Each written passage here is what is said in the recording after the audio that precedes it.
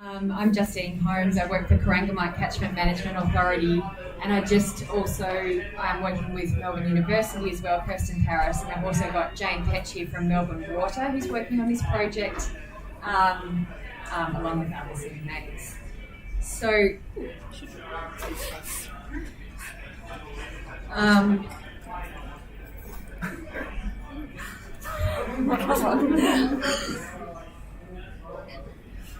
I am the state facilitator for EstuaryWatch and WaterWatch, which is a citizen science program. And this program has been running for 30 years across Victoria. And it's about citizen scientists or volunteers going out to collect water quality data at their local waterways.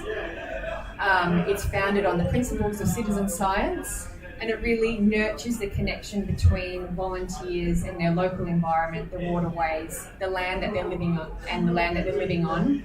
And we also have an incredible database which holds 30 years of data from across Victoria. And last financial year, we engaged 2,739 volunteers in the program. So some of those are just one-off volunteers, but a lot of those are also volunteers who are going out monthly monitoring at their local waterways. So why frogs? We have this incredible number of people volunteering across Victoria, and they love contributing to data and to research and hearing how that data is being used and how they're helping the environment. EstuaryWatch and WaterWatch volunteers are stewards for their environment, and they want to contribute, and this is a perfect opportunity that I thought that we could do a state program to monitor frogs. So we're calling this the Frog Census, and I just want to talk to you about this project and get your ideas and see if I've missed anything or if there's any gaps. Like I mentioned, it's a partnership with Melbourne Water, University of Melbourne, and the Catchment Management authorities across Victoria. I'm working with Kirsten, and we want to just focus on 3 frogs along with all the other frogs, but the 3 frogs we're working on is going to be the Growling grass frog, banana box frog, and the Bibberns toadlet.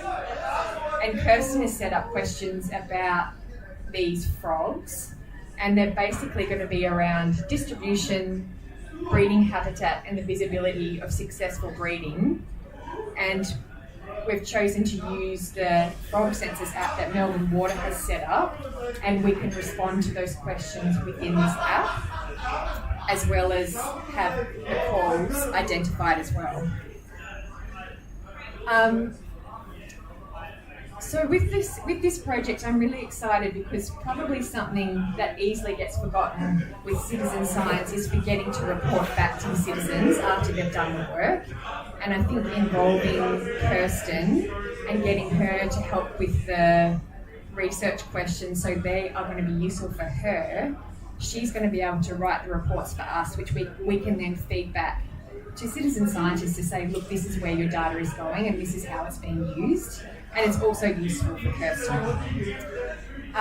We are using the Frog Census app, which is a Melbourne Water app, and we're also putting together comms tools. So this is going to be social media trials. We're going to hold webinars before and after the monitoring, and we're also going to have instruction pages as well on how to do this for citizen scientists.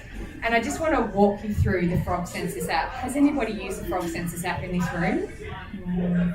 Yeah, not so many people. Has anyone used Frog ID? Yeah. So let me talk you through while we're going down this path.